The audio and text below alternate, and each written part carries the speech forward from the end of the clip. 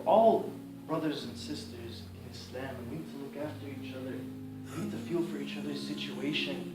We need to feel that we are truly brothers and sisters in Islam, because why else would Allah subhanahu wa ta'ala call us brothers and sisters in the Quran? We are one ummah, we are one family. We are like one big structure, brothers and sisters. We rely on one another. If there's someone backbiting and slandering, why do you need to be a part of it? Go back, let's refer to that story I told you about Umar bin al-Khattab.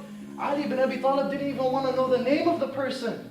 He didn't want to know the name of the person because hearing it is just as worse as actually backbiting and slandering. When somebody comes up to you and says, hey, I found out this thing about so-and-so. You want to hear it? No, I don't want to hear it.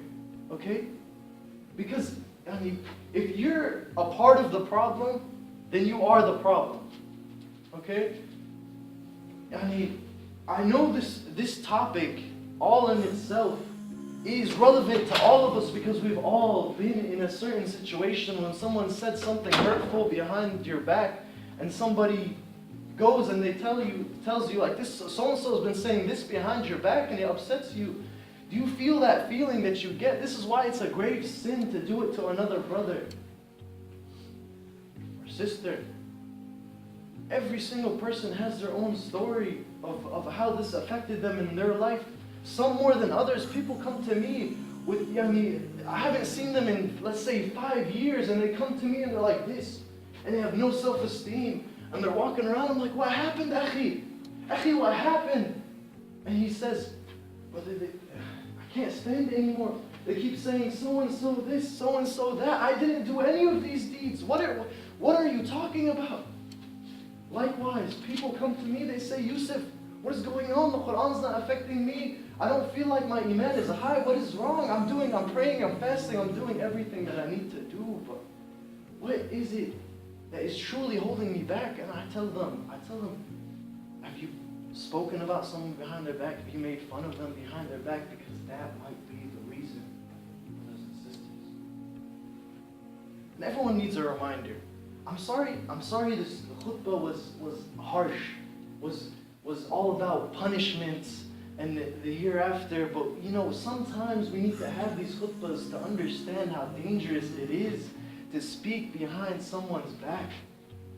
It really affects someone's personality, it affects the way they look at life, how there's many suicides. You open the news, you'll find so many suicides because kids are cruel and they're saying things behind other kids' backs and all this drama that you've probably been through it in high school yourself. So just to lighten up the mood, I got 2 stories. There was a Sahaba, and he heard that another brother was backbiting about him, right? But the Sahaba, they're really wise with this kind of stuff. They understand, what the implications of backbiting and slander is.